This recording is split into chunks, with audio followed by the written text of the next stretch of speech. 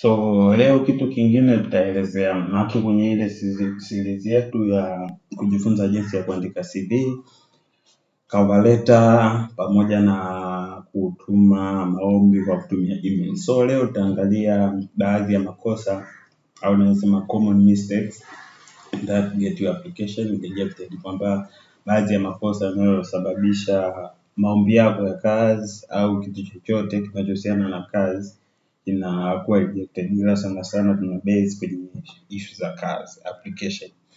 So tunaanza nasema where application die, 3 filters and most never pass. So kuna filter 3 ambapo una apply kazi. Let us say una apply kwenye portal ya labda tuseme ya kampuni husika, careers website.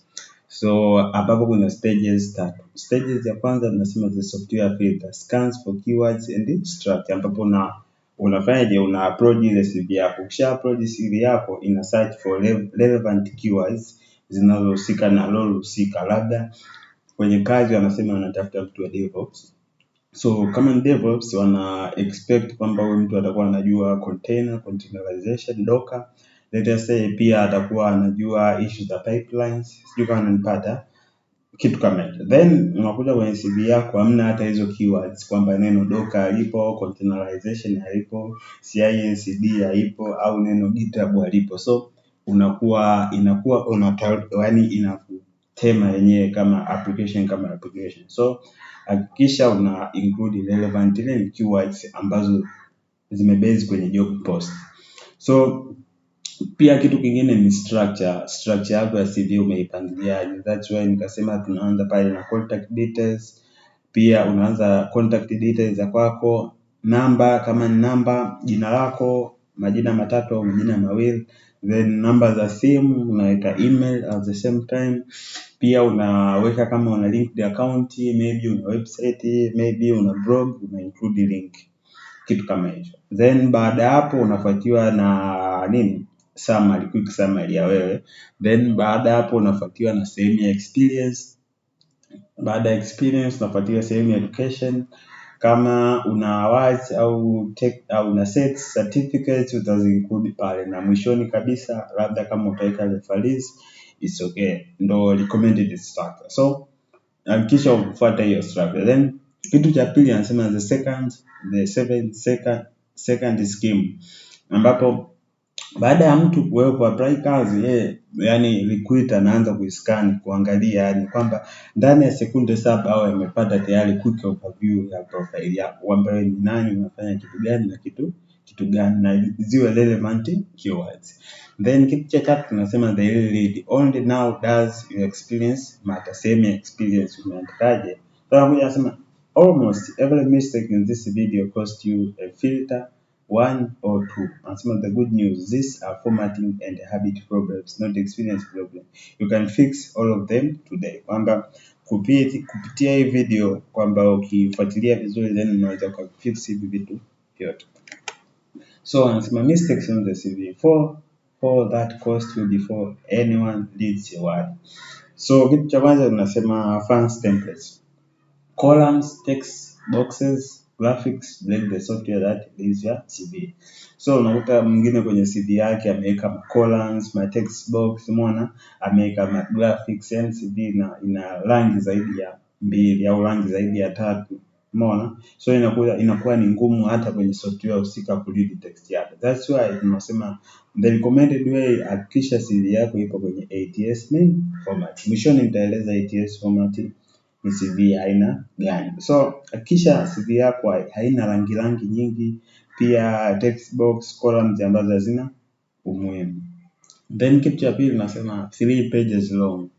Anasema 1 page unless you have 10 years behind you. So kama una 10 years of experience then 1 page is okay. Ila mara nyingi kama una 5 years experience kuweka chini, hakikisha inakuwa 2 pages. Kitu kingine tunasema no numbers responsible. So lazima quantify pia, kwamba lazima kuwe kuna wingi. Labda wewe mtu wa customer service useme tu ni deal na wateja, make sure to quantify kwamba deal na wateja wangapi. Anasema same CV every time. So Kuna wengine yani CV hiyo anaitumia ku apply kila job post. So hakikisha customize kutokana na job post husika kwamba wanataka mtu wa namna gani. Kama unafanya some tweaks unaziweka hizo tweaks. Then anasema also common no city, long file format and photo where photos are not expected. Lazima uweke mji city husika kama wanahitaji, maana kama kuna zile job post nakwambia must be hata in Dar es Salaam. So kisha unaweka city. Anasema hivi pia long file format. Umeambiwa submit kwenye format ya PDF na submit kwenye docs. So hakikisha unazingatia format husika requested. Anasema and a photo where photos are not expected. Usiweke same picha sehemu ambayo haitakiwi. Then mistake ambazo zinafanya kwenye letter. Anasema the fastest way to look like everyone else repeating the CV. Anasema they already have it, prove one or two things instead. So kwenye yani unakuta mtu cover letter na CV kila kitu kile. So kumbuka kwamba kwenye video iliyopita nilieleza tofauti kati ya CV na cover letter. So make sure unaicheck hiyo video kwanza, then utakuja kulifahamu. Then so kitu kingine anasema all about what you want, write what you offer them, not what the job does for you. So kwamba wewe una provide value ipi kwa wao, kitu kama hicho. Generic praise, yani epuka na kutoa zile sifa ambazo hazina uhusiano na kampuni husika. Pia wengine anasema hivi all the company name left in the single clear thing you sent is the same letter everywhere. So hakikisha una adjust, make some tweaks. Anasema also common no name at the top, no date and the letter longer than one page. So hakikisha barua ipo one page tu, isiyo zaidi ya page moja. Pia hakikisha umeinclude date, umeinclude name. So that's why inabidi ureview pia. Tumia AI tumia AI kwa ajili ya kureview cover letter, kwa ajili ya kureview ni CV, kitu kama hicho. Review email unayotuma pia. There are some mistakes in the email where a good application quite disappear. Verb name, subject line. So hakikisha kwenye subject line ya email una include vile vitu relevant. Anasema job application is unsearchable. Use the role, the reference and then your name. Kama ni role unaandika application for labda front-end developer, then unaweka na jina Godbless Nyagao. Pia kitu kingine nasema full letter in the body, 3 or 4 sentences, the attachment does the work. So kwenye body ya email unaandika vitu short, labda attach kitu fulani, umeattach labda hata sasa umeattach cover letter, umeattach pia CV, ambapo kwenye body inakuwa kitu simple kwamba kinaeleza kwamba vitu gani ulivyoviattach na jina lako ni lipi. Pia anasema Word files or zip, send to PDF, zips get closed. So epuka kutuma zip file, maana inahitaji mtu aanze kuunzip tena. Kumbuka anaangalia application za watu wangapi, watu wengi. So tuma tu PDF kama the recommended way, achana na zip. Unless otherwise huyo mtu amekwambia kabisa mtumie zip file tu. Then anasema files named CV file. So kuna mtu alinitumia CV yake kusema nimsaidie kuedit, ila cha kushangaza ni kwamba ilikuwa imeandikwa CV edited. Umeona? So hakikisha CV yako inakuwa ina jina ambalo lina pia jina fulani, yani inakuwa jina lako. Use your own name so that they can find it later. Also common nickname email address. Achana kutumia na nickname email address ambazo sio yani haziendani na elimu yako. And sending from your current work account yako ya ofisi. Let us say mimi in office labda nafanya kampuni inaitwa Tisa Intelligence, then nakuta nimetumia email ya Tisa Intelligence instead of my personal email, maana hiyo kazi sitafanya milele, ipo siku nitaondoka. And then baada hapo anasema that more things, each one is enough on its own, no attachment at all. Attach the files before you write the email. Yani una attach files kwanza, then unakuwa una proof, unaziangalia kwamba zile files ulizoziattach zenyewe. Kitu kingine anasema long version attached, open every PDF once and so hakikisha umeattach relevant PDF, au kama ni PDF au ni docs, pitia kwamba wenyewe wanataka file la format ipi. Kama ni PDF almost PDF ni rahisi katika almost kila device kuifungua kuliko hizi Google Docs. So hakikisha wenyewe wanasema wanataka kitu gani. Kama hawajasema, PDF is the best option. Kitu kingine nasema typos and long names.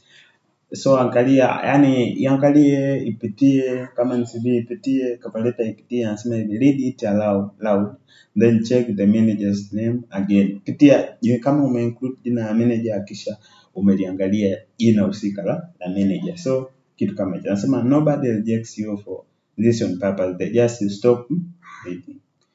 Then kitu kingine anasema after you apply 3 habits that work against you.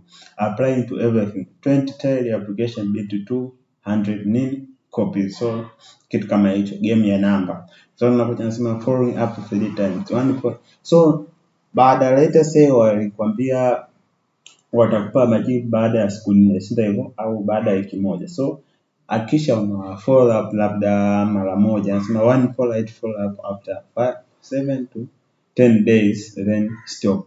Maana you don't want to look kwamba huyu jamaa yuko desperate, anahitaji sana hii kazi. Unaona kwamba anahitaji sana. Then lazima keeping no record. You forgot who you applied to and applied twice. So hakikisha mtengeneza Google Sheet ambao unakuwa una document the list of companies you have applied. Sio unapata list full, labda ni apply kwenye kampuni fulani, tarehe fulani, je, nimekataliwa au nimekubaliwa. Then tunakuja nasema fewer application, each one related gets more interviews every time. Kitu kama nasema track 4 things, company, low data center, data follow up, ambapo hii kwenye Google Sheet. Tena nasema the fixed list, learn this before every application. Your document iwe 1 page plain layout, numbers every experience, akisha include numbers, wording matched to this advert, later approved to things not 10, both saved as a PDF kama the recommended wewe wenyewe unavyotaka. Pia your email subject has a role, pia length pamoja na your name. Kitu kingine, body the 3 or 4 sentences, 2 PDF attached named properly, company name correct everywhere, akisha umepatia jina la kampuni, so umekosea. Kitu kingine nasema test copy sent to yourself first. So unapitia kwanza hizo test emails, unajitumia labda wewe mwenyewe kuona zipoje. Anasema then mwishoni anasema full checklist is in the description, print it twice. Yeah. So nitaweka vitu vyote kwenye link hapo kwa ajili ya watu kulifahamu. So asante.